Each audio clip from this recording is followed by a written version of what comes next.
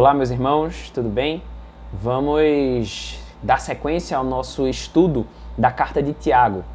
Em meio a essa pandemia, nós estamos fazendo esses estudos regularmente para suprir o nosso PG da segunda-feira.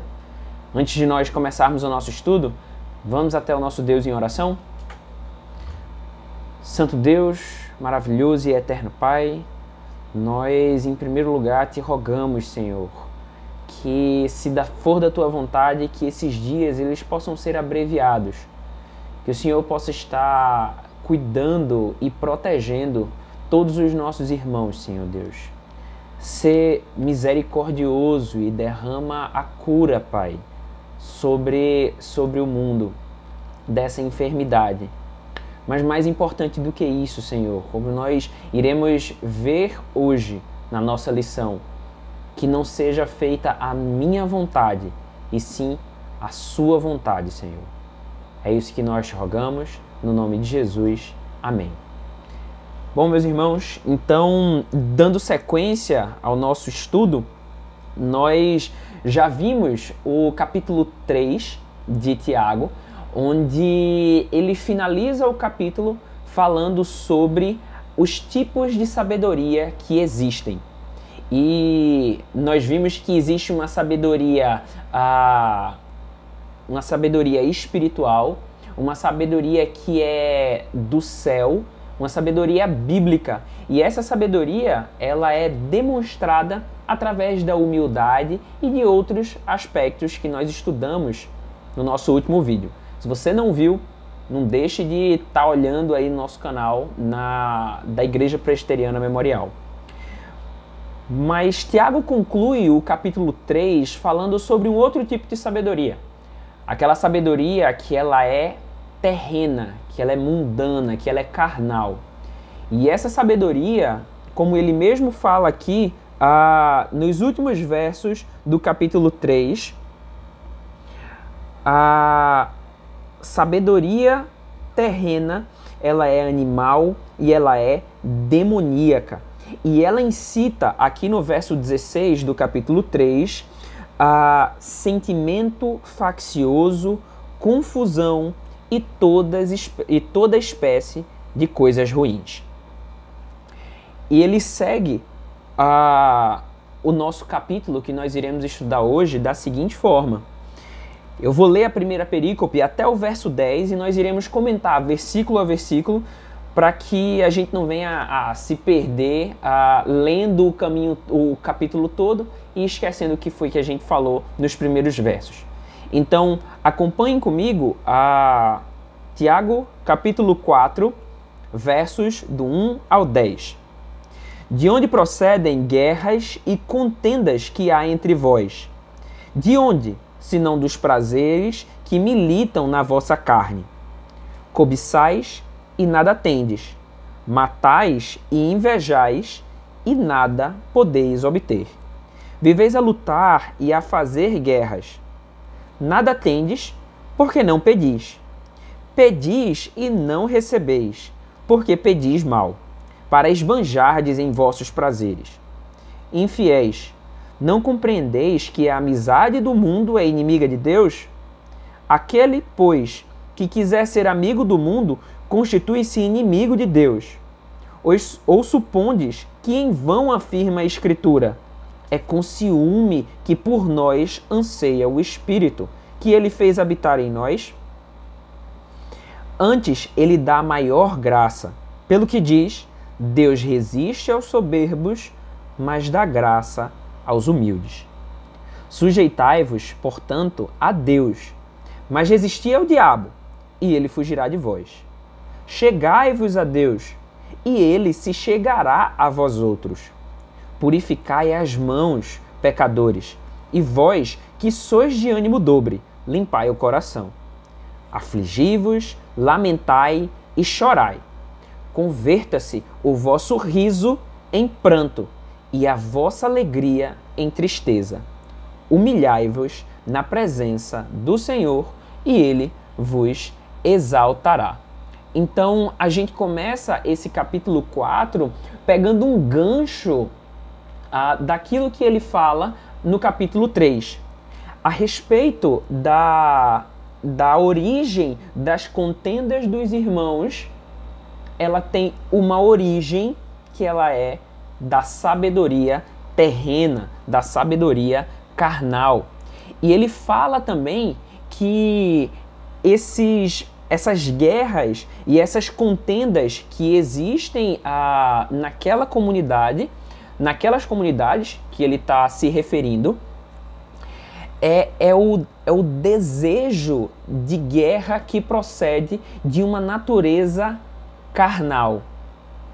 Em contrapartida, em contraposição à inocência, à pureza, à santidade que nós enxergamos, fruto do verdadeiro caminho que as Escrituras nos oferecem. E veja, ele coloca aqui pra gente que cobiçais e nada tendes, matais e invejais e nada podeis obter. Veja só, a gente enxerga aqui que esses irmãos, eles estavam querendo preencher o seu coração através de coisas terrenas. E isso daí estava causando muitas guerras, muitas brigas no meio da congregação. Isso, meus irmãos, é fruto de um coração que não entendeu aquela doutrina falada desde Êxodo 20. Se a gente entender o quanto que a cobiça, pecado citado aqui por Tiago, ela é danosa à igreja, a gente vai entender que não é simplesmente os atos externos, e sim o fruto deles, e sim de onde eles vêm, que é o coração humano.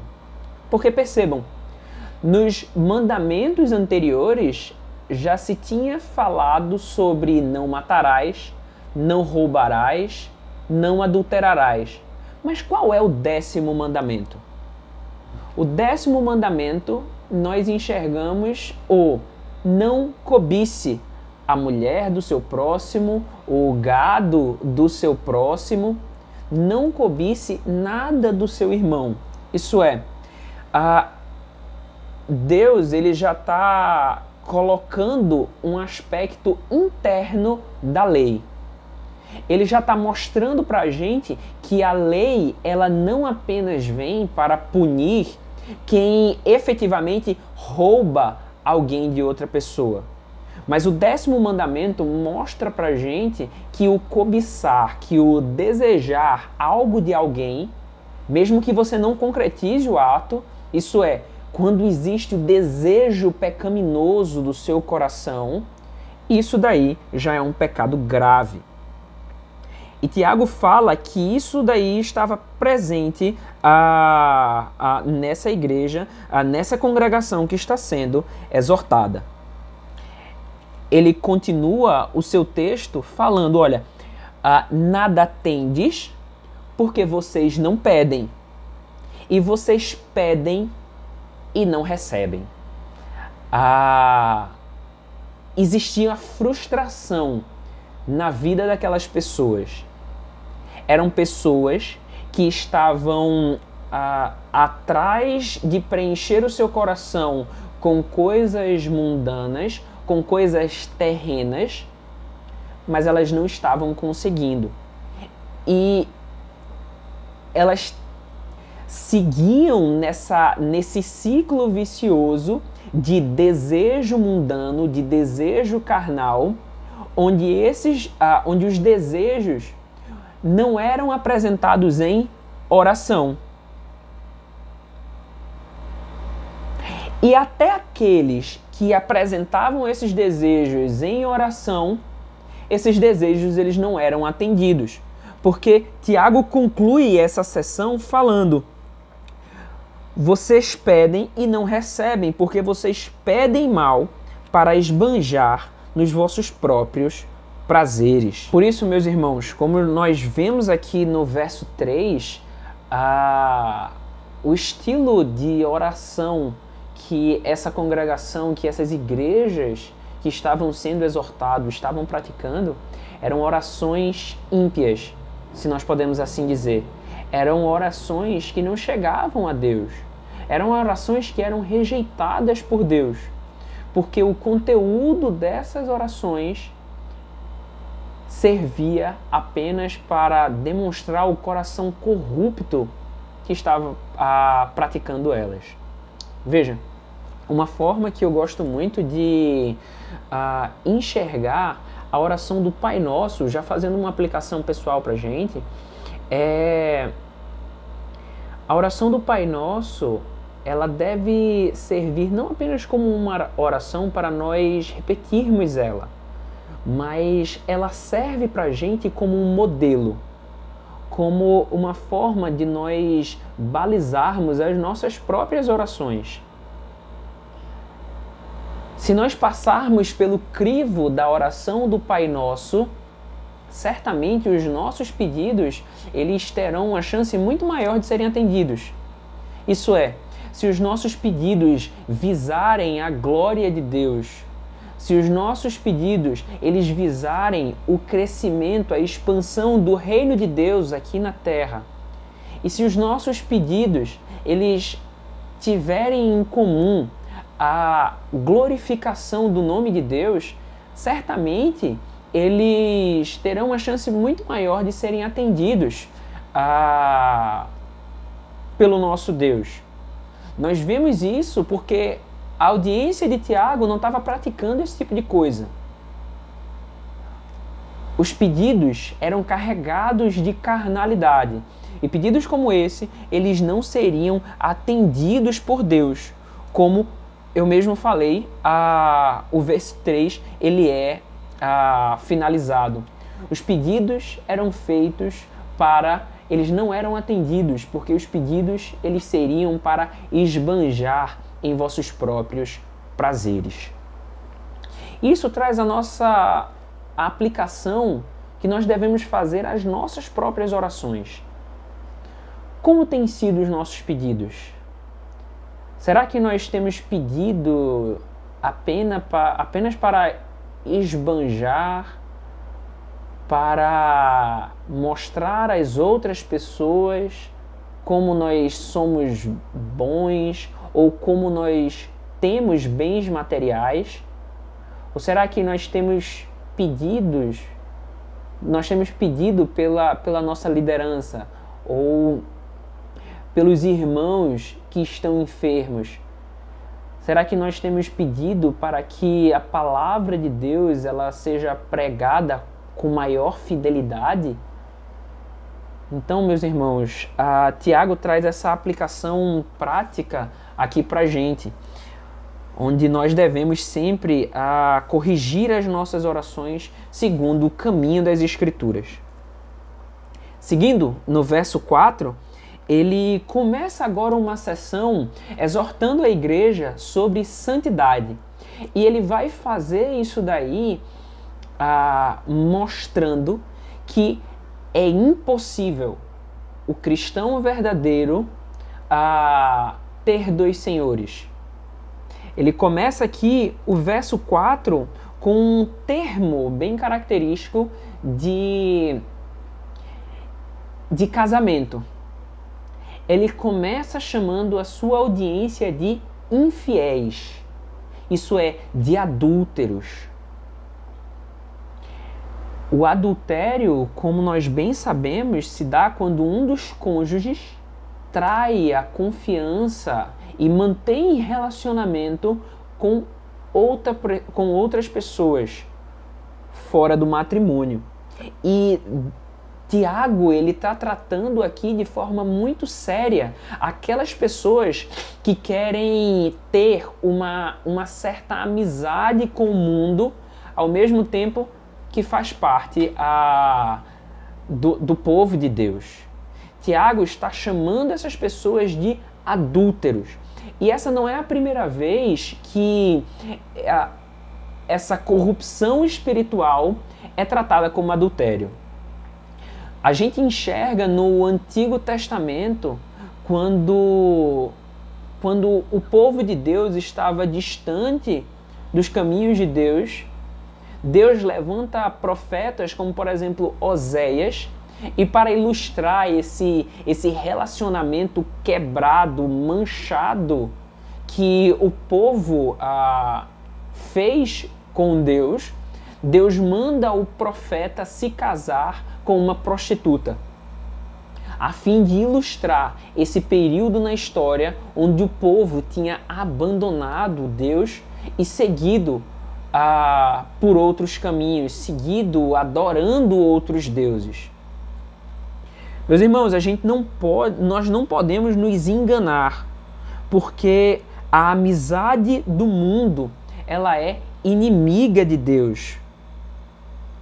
E aquele que quer ser amigo do mundo constitui-se inimigo de Deus. Veja só, você está adulterando a partir do momento que você flerta com Deus, que você flerta com caminhos mundanos. Você está adulterando, mas você não está somente adulterando. Você não está somente quebrando a aliança que Deus fez com o seu povo, mas você está adulterando com o pior inimigo do noivo. Veja que situação terrível, que situação pesarosa é para um noivo ou para uma noiva não apenas adulterar, mas adulterar com o pior inimigo do seu cônjuge. É uma decepção, é uma tristeza dupla, se nós assim podemos dizer. E a partir do momento que você faz esse tipo de coisa, você se constitui inimigo de Deus. E a gente não pode esquecer as palavras que Hebreus fala pra gente, que terrível coisa é cair nas mãos do Deus vivo. Ser inimigo de Deus é a pior coisa. E mesmo que você aparentemente esteja em desvantagem, se a gente assim pode dizer, quando um cristão ele é oprimido em meio a situações, seja na faculdade ou seja no emprego, como dizia o reformador John Knox, estar do lado de Deus é sempre estar ao lado da maioria. É muito melhor ter a amizade de Deus do que ter a amizade do mundo. Então, dando sequência aqui no verso 5, ele mais uma vez fala a respeito de um termo de casamento. Acompanhe aí comigo. A citação que Tiago coloca é com ciúme que por nós anseia o Espírito. Isso é, ele mostra pra gente que Deus, assim como o marido, ele quer exclusividade da sua igreja. Ele quer exclusividade da sua noiva. Então, Deus tem ciúme do seu povo, porque nós fomos comprados e nós somos dele.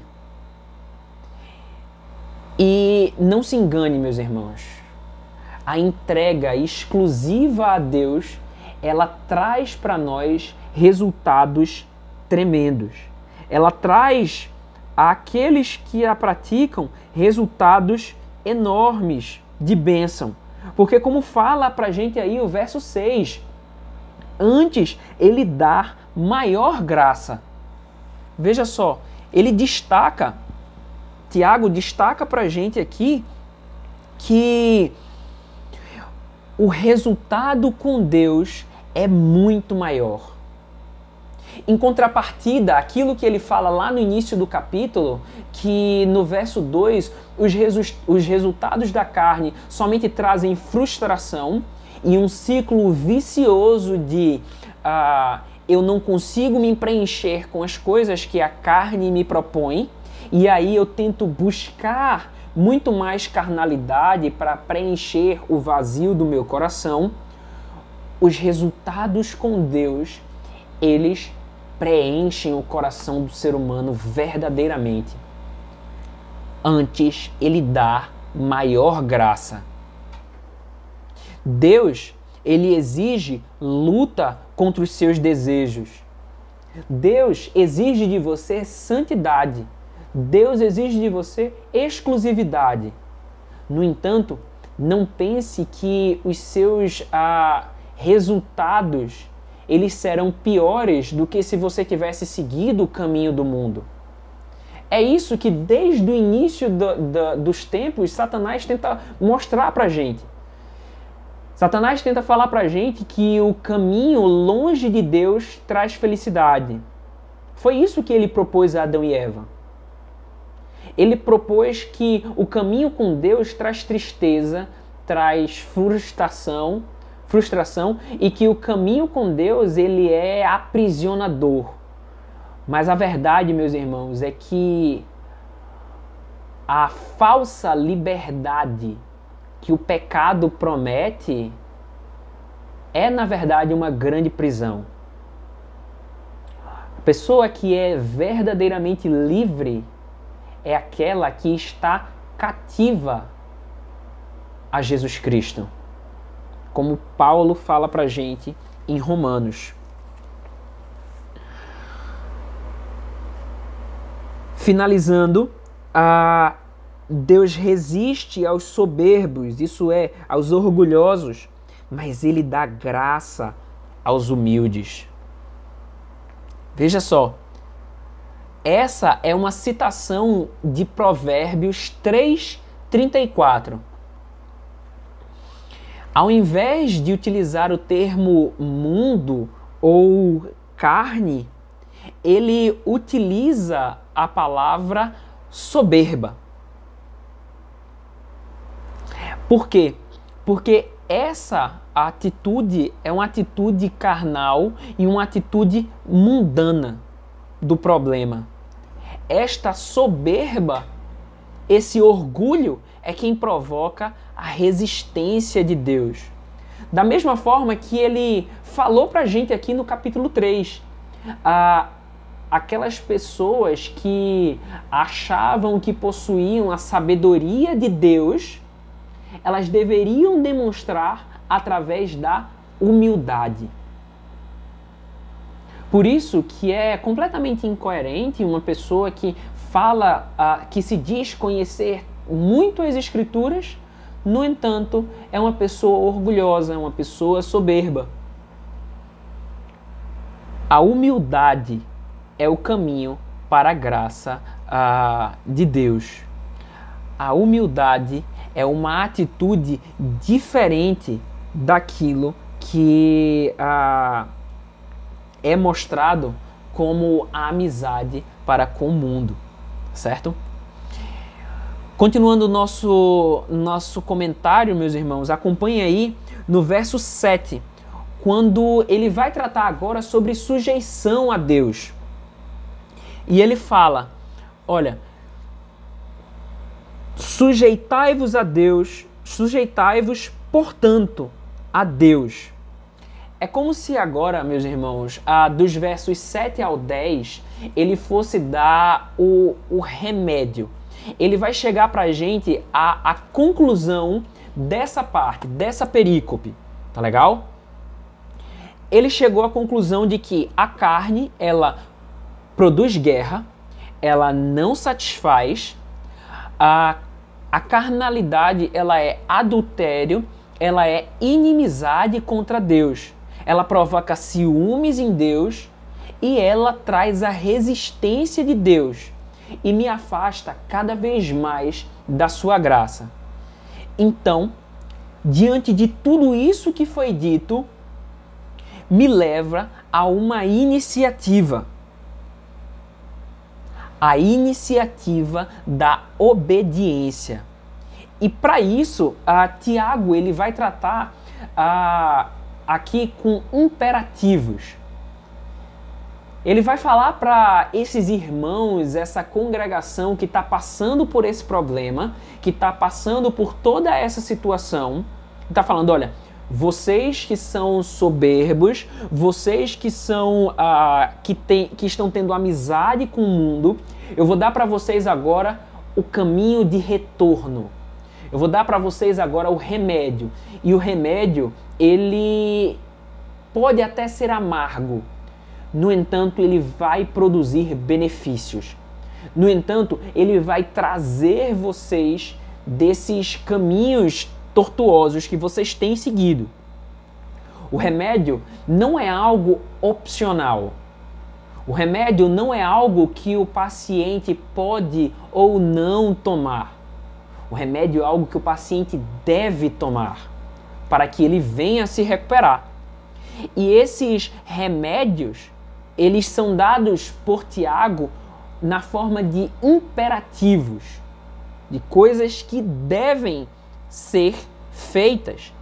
E ele começa aqui os imperativos a partir do verso 7 até o verso 10. São orientações para a restauração. E a partir do momento que você seguir esses imperativos, os resultados eles virão naturalmente. E todos esses imperativos eles estão conectados. Então acompanhe aí o primeiro imperativo no verso 7. O primeiro imperativo é sujeitai-vos. O primeiro imperativo é o imperativo da submissão. Veja, ele continua a utilizar termos relacionados ao casamento, mas esse imperativo ele envolve acatar os decretos de Deus. Ele envolve obedecer a Deus. Ele envolve o retorno às Escrituras. Quando você passa a não mais seguir o seu próprio coração e aquilo que o mundo está lhe mostrando, mas você passa a retornar às Escrituras, a sujeitar-se à verdade de Deus, você passa a voltar a enxergar a verdade. E a partir do momento que você começa a enxergar a verdade de Deus, você passa a resistir. Resistir o quê? Ao diabo. Resistir ao diabo. Então, se você passa a sujeitar-se às Escrituras, concluindo, você vai resistir ao diabo. É uma escolha de fazer o oposto daquilo que o diabo lhe mostra, daquilo que o seu coração quer. É você não seguir as suas próprias vontades. É você resistir ao desejo, ao impulso pecaminoso. E à medida que você começar a resistir ao impulso pecaminoso, o pecado vai passar a fugir de vós. As investidas, as tentações vão começar a diminuir.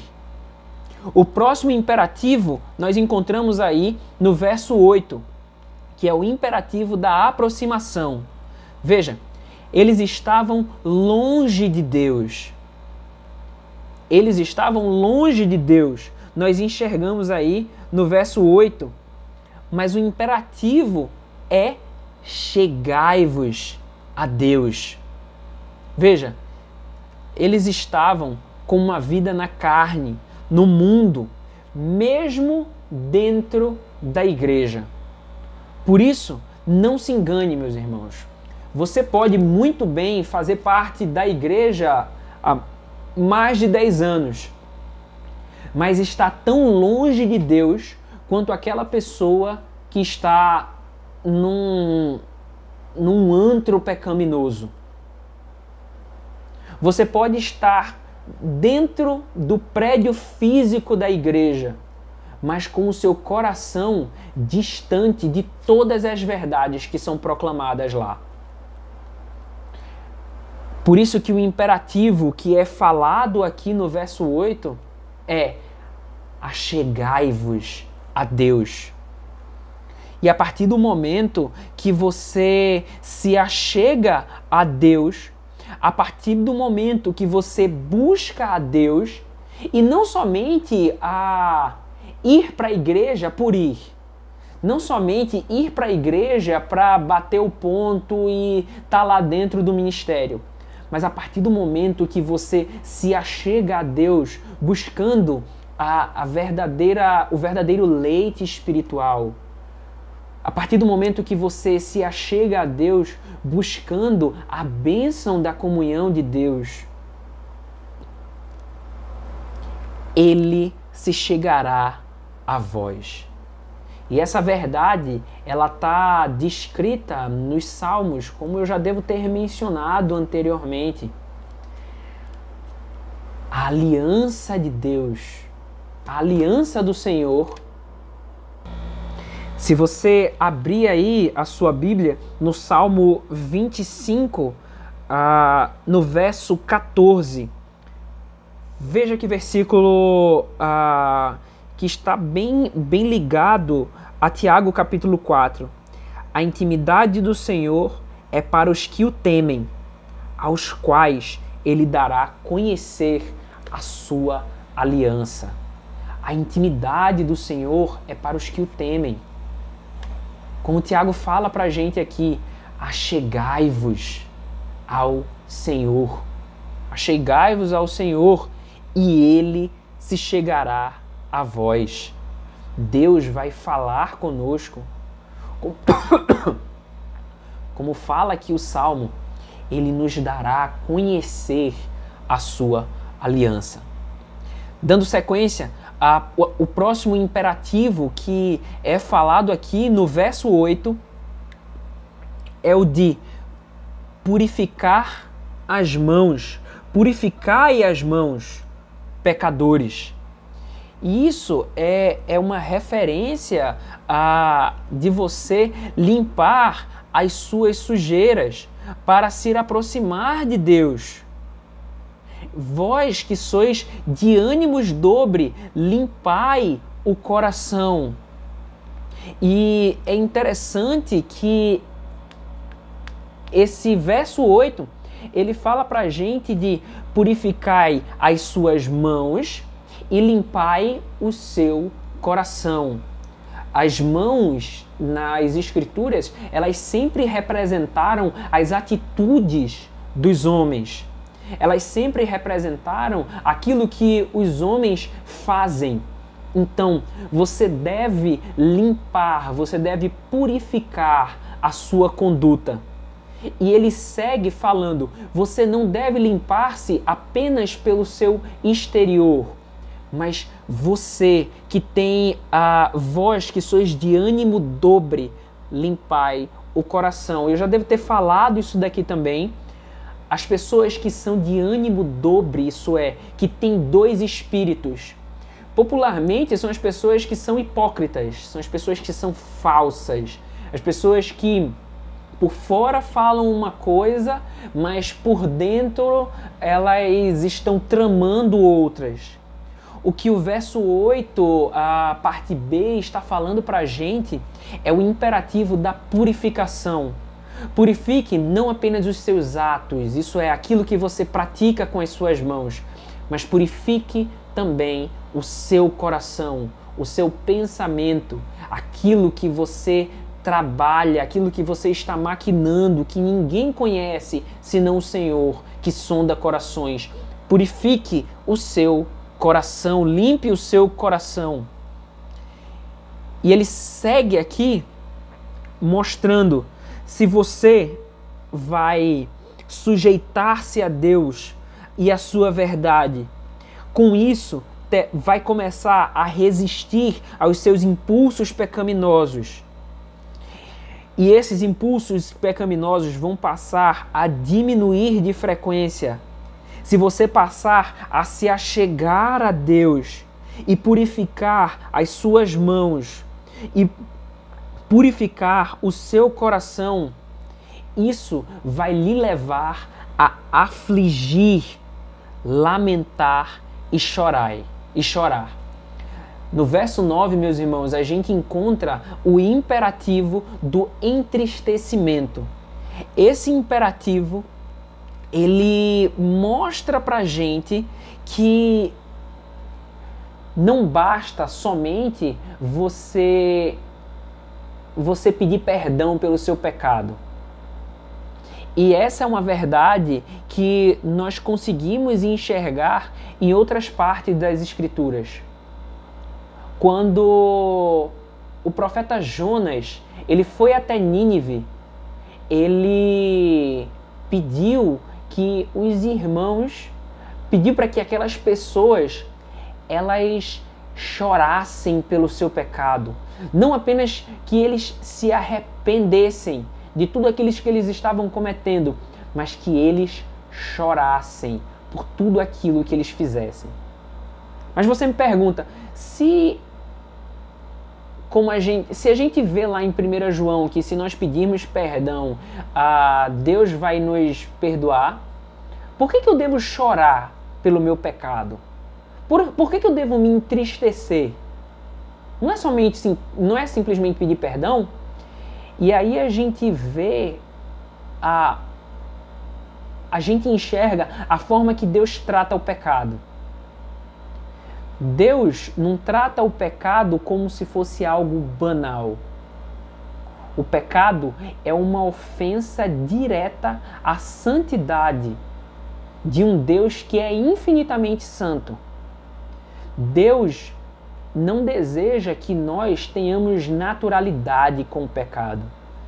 Deus não quer que o seu povo banalize os pecados que cometem. E isso, meus irmãos, nós fazemos todos os dias. Sabe de que forma? Quando nós pedimos perdão pelos nossos pecados de forma genérica. Quando nós estamos orando antes de dormir, falando: Senhor Deus, me perdoa pelos meus pecados, em nome de Jesus, amém. Você está banalizando o pecado que foi carregado na cruz por Cristo Jesus. Sim, o seu pecado foi completamente perdoado. E eu não estou falando para que você vá se martirizar, se chicotear, como monges católicos faziam na Idade Média. O que eu estou falando é para você chorar pelo seu pecado, para que você confesse e nomeie cada um deles. E isso é muito didático, meus irmãos. Você já experimentou nomear todos os pecados que você cometeu no dia? Você vai começar a ver a vergonha que você sente ao falar eles na sua oração. E é algo que é estranho, porque tá você e Deus ali no seu quarto de porta fechada, mas ainda assim você sente vergonha quando você fala: Senhor Deus, me perdoa porque eu falei um palavrão com alguém hoje, ou me perdoa porque eu menti. Senhor Deus, me perdoa porque eu enganei, porque eu levei vantagem. Você passa a se constranger. E é isso, meus irmãos, que nós devemos ter. Nós não devemos ser passivos com os nossos pecados, mas experimente nomear cada um deles. Se você se irou com alguém, experimente confessar dessa forma os seus pecados. Você vai ver que vai ser uma experiência dura, talvez até que vá lhe constranger, mas esse constrangimento ele deve lhe levar a uma disciplina de não cometer mais esse pecado, a fim de não passar novamente por esse constrangimento. Então, após esse imperativo mostrado para a gente no verso 9, nós temos aí no verso 10 o imperativo da humildade, que é o de humilhai-vos. Humilhai-vos. Na presença do Senhor, e ele vos exaltará. Veja, ser humilde é um contraste com todo Tiago, capítulo 3. Tiago, capítulo 3, nós enxergamos Tiago exortando a igreja contra aqueles irmãos que queriam ser mestres,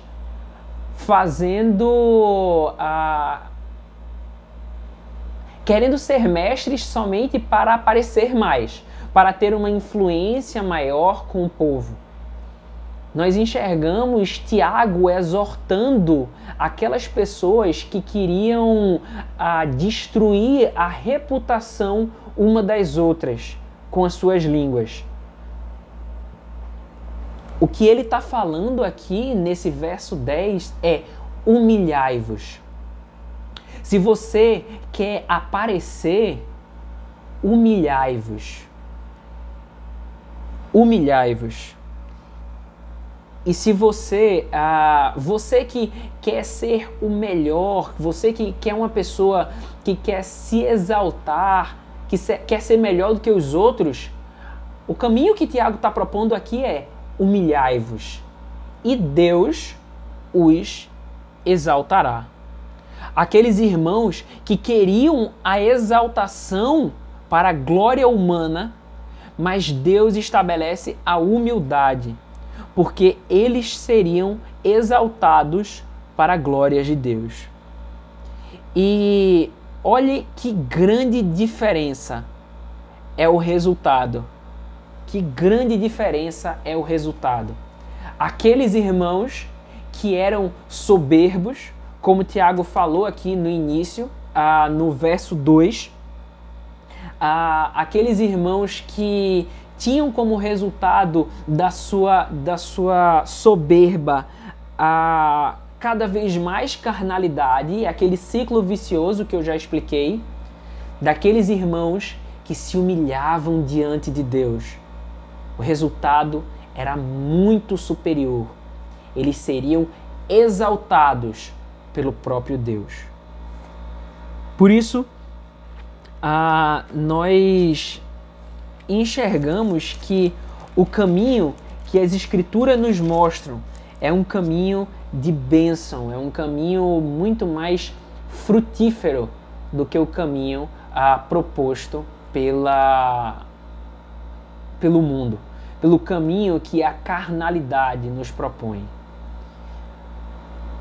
Nós não podemos nos dobrar a dois senhores, porque nós iremos agradar a um e desagradar o outro. Um cristão que é impregnado pelo Evangelho e cheira a vida para outros cristãos, esse mesmo odor do Evangelho, para aquelas pessoas que estão fora da comunhão de Deus, daquelas pessoas que são carnais, daquelas pessoas que são mundanas. O Evangelho, Paulo nos fala que ele tem cheiro de morte. Você, cristão verdadeiro, você tem cheiro de morte para o mundo. Você acha que o mundo vai querer o seu bem? Você acha que o mundo vai querer a amizade com o cristão verdadeiro? De forma nenhuma. Se o mundo está lhe tratando bem, é porque você está começando a negociar os seus princípios bíblicos. Então, é bom você começar a rever esses princípios que você está caminhando. Vamos finalizar aqui no verso 10. Na próxima semana, nós teremos a conclusão desse capítulo, do verso 11 até o verso 17. E nós vimos hoje bastante coisa. Uma forma que Tiago mostra daquelas pessoas que seguiram o caminho da carnalidade e a forma de retornar à comunhão com Deus. Que esses princípios eles possam fazer a parte da nossa vida, esses princípios práticos, eles possam ser aplicados à nossa vida prática hoje mesmo. que nós possamos mudar os nossos caminhos. Vamos orar para finalizar, meus irmãos, esse estudo. Santo Deus, maravilhoso e eterno Pai, eu venho te rogar pela tua bênção, Senhor Deus. Quão maravilhoso é nós estarmos estudando a tua verdade de forma desimpedida, de forma livre, Senhor Deus. Nos faz, Pai, seguir todos esses princípios. Nos ajuda a termos comunhão contigo. Nos ajuda, Senhor Deus, a termos distância do pecado, Pai. Que nós possamos ter humildade para reconhecer os nossos próprios erros, porque esse é o caminho que começa a nossa restauração, Senhor Deus. Nos livra de todo o mal, nos livra do nosso próprio coração pecaminoso, nos livra da tentação que o mundo nos propõe, nos livra dos dardos inflamados do nosso inimigo. É isso que eu venho te rogar, no nome de Jesus. Amém. Então, meus irmãos, até o próximo estudo, querendo Deus.